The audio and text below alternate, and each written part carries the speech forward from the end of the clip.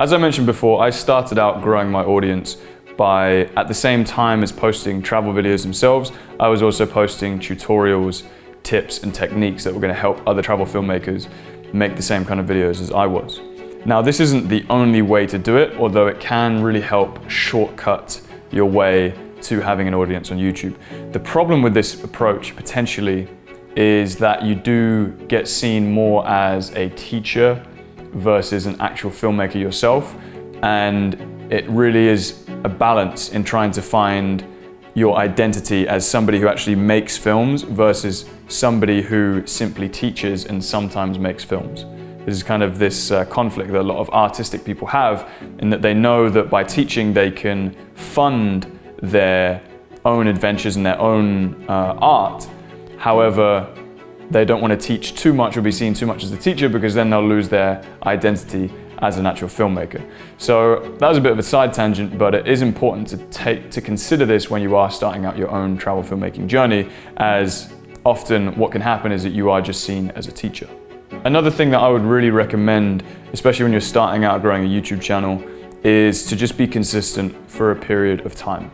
You're very likely not to see a large amount of traction in the first even year, which kind of sounds unmotivating and painful, but it is worth it if you really want this. And so you've kind of got to be expected to write off, 6 months without really seeing much traction at all before you really start gaining some ground and gaining a lot of subscribers. So you really do have to enjoy the process and get excited about the videos that you're making.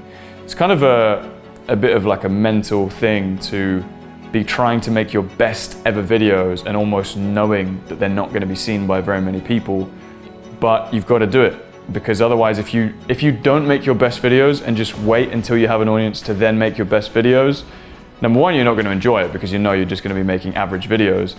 And number two, you won't build that audience in the first place, because no one wants to watch average videos either.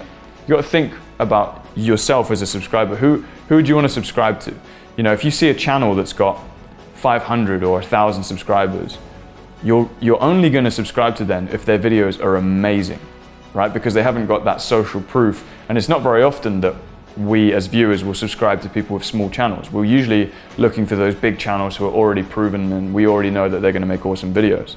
But to support somebody with a small channel, we really have to see that, like, wow, this guy is like, or this girl is like really up and coming, and we really see that they have a spark and they're really putting out awesome stuff. That's when we're going to subscribe. So don't make the mistake of saving your best videos until you have an audience.